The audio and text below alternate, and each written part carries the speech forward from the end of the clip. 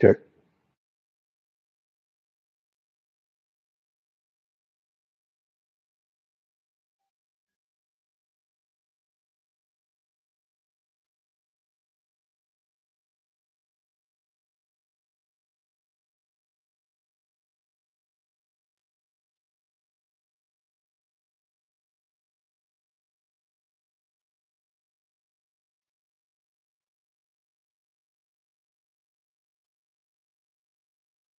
Hello, everyone. I'm Christopher, and for this assignment, I've selected Chapter 2 from Hurtado's book, The Story of the Gods.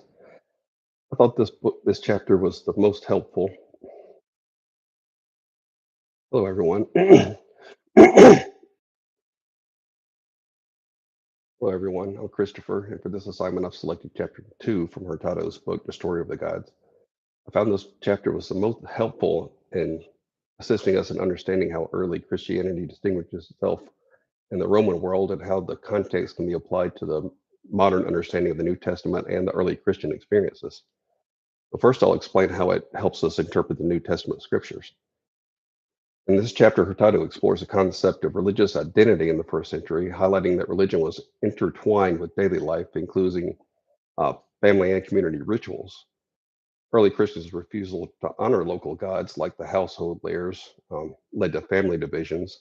The layers were seen as protectors of the household, and not revering them was considered grave disrespect. This refusal to participate in these rituals also applied to communal and civic rituals, further isolating them and led to them being called antisocial and atheistic. Um, they faced a pressure during social situations where they, had to abstain from these rituals, usually appealing to the deity of a guild or a city, um, and they could get harsh reactions from these refusals. They were seen as atheists because their refusal to participate in these rituals was seen as a disbelief in the gods, and they thought the Christians just didn't believe in any gods. Um, so, how does this help us interpret the New Testament passages? Um, Look at passages like Matthew 10:34 through 36, where Jesus says, "Do not think that I have come to bring peace to the earth. I have not come to bring peace, but a sword.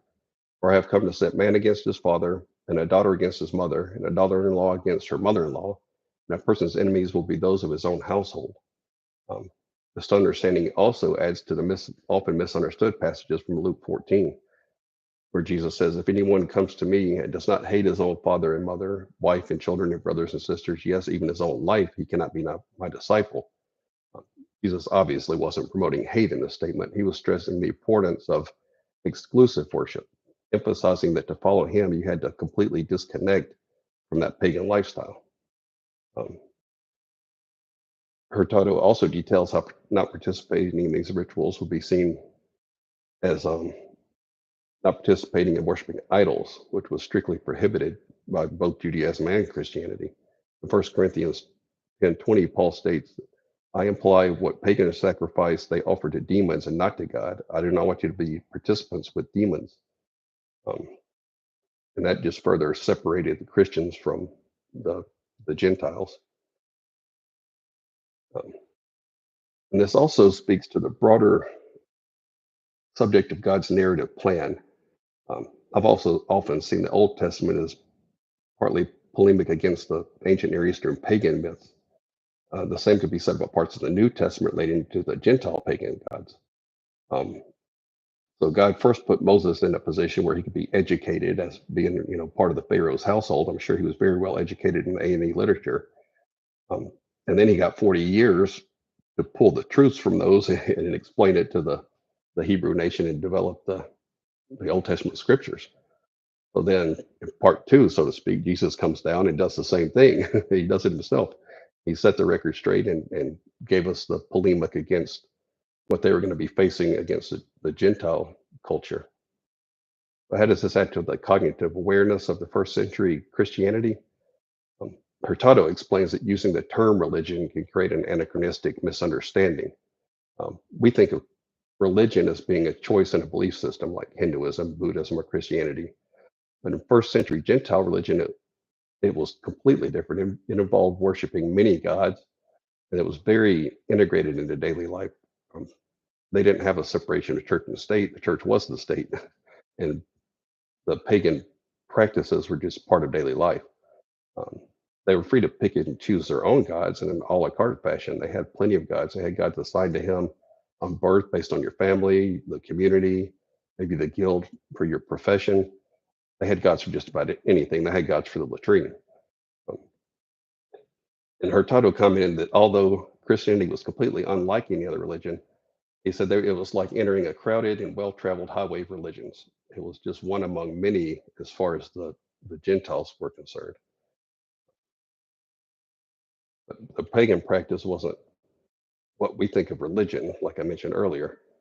Um, they were concerned with gaining the favor of the gods or avoiding their wrath or just avoiding the gods altogether. It had nothing to do with the relationship with the loving God or salvation, or it was primarily just ritual based. Hurtado went on to explain how archaeological discoveries had shown that there was these pagan shrines and even small provincial towns had these inscriptions. So it was more widespread than a lot of modern people would understand, and it was a lot more ingrained in their everyday lifestyle than most of us understand, um, which made the Christians even more apart from everybody else as they refused to participate in all these rituals. Um, Hurtado, he explains that Christianity was completely alien and misunderstood by other cultures. Um, he says that Jews were given leniency in worshiping one God because it was a nation, and the separate nations were had their own gods, so they were given the exception. And I don't disagree with Hurtado on that, but I think it's proof that the Gentiles were at least familiar with the concept of exclusive monotheism. But it wasn't that it was so alien to them. They were just seen as more of a cult than a nation. And there's a lot of other things that we haven't addressed here that related to cults. Like a lot of the cults had to be approved by the state because they raised money, and there's a lot of things outside the scope of this chapter that probably also created issues with the early Christians and their relationship with the Gentiles. But there's probably a broad spectrum of responses too, because like I said, a lot of people were familiar with the Jews, and probably in a lot of the rural areas where there was a lot of Jews, the Christians probably weren't as persecuted as they were in the more Hellenized areas.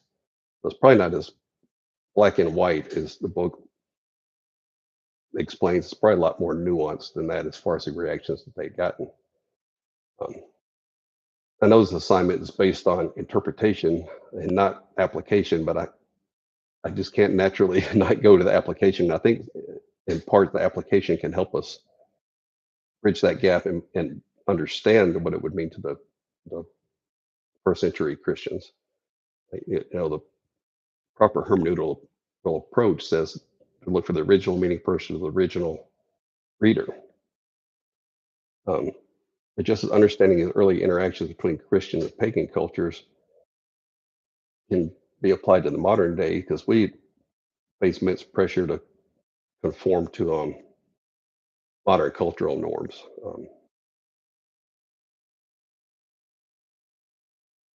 So what modern parallels can we derive? The modern challenges faced by the early church in refusing to conform to pagan practices are similar, and that we see similar contexts where people are offended when we make the statement that Jesus is the only way to God. The popular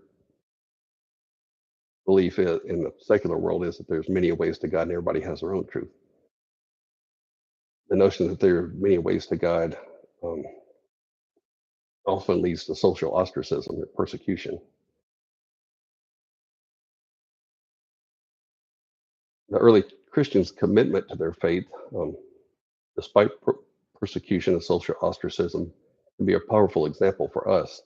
If they can conquer the Roman Empire in a few centuries, we can use the same principles to preserve and grow the church during what was mentioned inappropriately, in my opinion, in the book as a post-Christian era.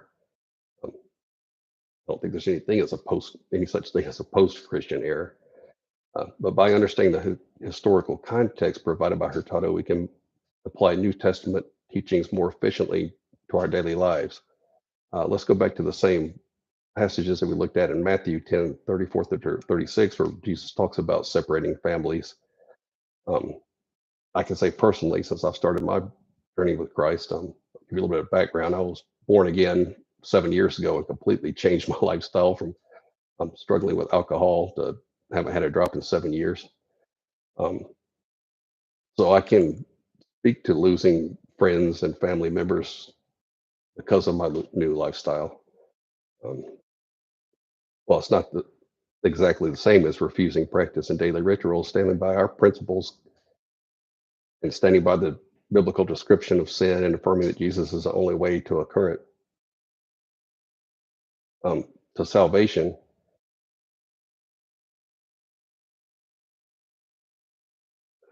It can lead to our own, type of persecution.